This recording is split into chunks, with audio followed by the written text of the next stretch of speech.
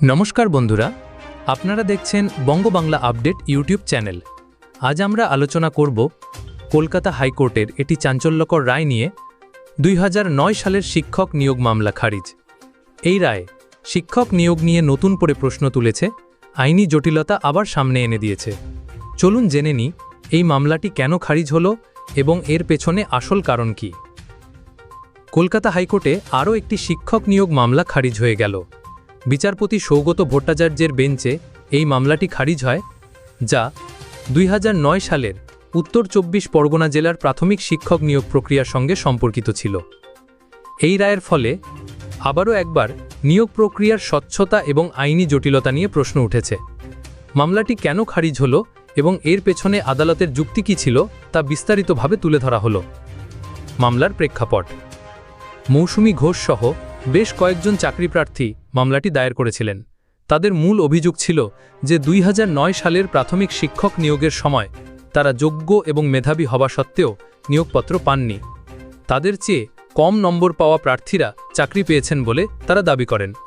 মামলাকারীদের আরও দাবি ছিল যে উত্তর 24 পরগনা জেলায় এখনও শূন্য পদ রয়েছে এবং সেই পদগুলিতে তাদের নিয়োগ করা হোক। আদালতের পর্যবেক্ষণ ও রায়: আদালত এই মামলাটি শোনার পর কয়েকটি গুরুত্বপূর্ণ বিষয় তুলে ধরে, যার ভিত্তিতে মামলাটি খারিজ করে দেওয়া হয়। 1. মামলা দায়েরের সময়সীমা।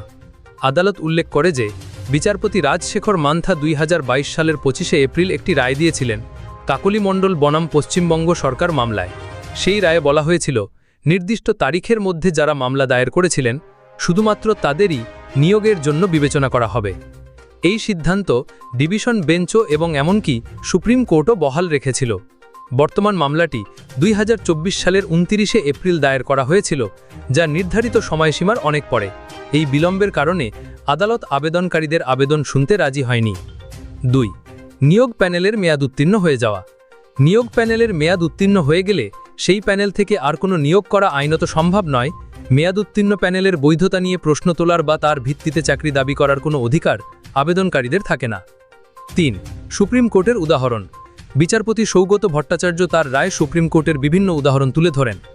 আলী হোসেন মণ্ডল সহ একাধিক মামলায় শীর্ষ আদালত স্পষ্ট করে দিয়েছে যে নিয়োগ প্রক্রিয়ার প্যানেল মেয়াদ উত্তীর্ণ হলে সেই প্রক্রিয়া থেকে আর কাউকে নিয়োগপত্র দেওয়া যায় না। এই আইনি নীতির ওপর ভিত্তি করেই মামলাটি খারিজ করা হয়। সময়সীমা অতিক্রম এবং নিয়োগ প্যানেলের মেয়াদ উত্তীর্ণ, এই দুটি প্রধান আইনি কারণে কলকাতা হাইকোর্ট মামলাটি খারিজ করে দেয়। এই রায়ের ফলে আবেদনকারীরা হতাশ হলেও আদালতের পক্ষ থেকে স্পষ্ট বার্তা দেওয়া হয়েছে যে আইনি প্রক্রিয়া এবং নিয়মাবলী মেনেই নিয়োগ সংক্রান্ত সমস্যার সমাধান করতে হবে। এই ঘটনাটি ভবিষ্যতের চাকরি প্রার্থীদের জন্য একটি গুরুত্বপূর্ণ উদাহরণ হয়ে থাকবে, যেখানে আইনি পদক্ষেপ নেওয়ার ক্ষেত্রে সময় সচেতনতা এবং প্রক্রিয়ার নিয়মাবলী সম্পর্কে অবগত থাকা অত্যন্ত জরুরি।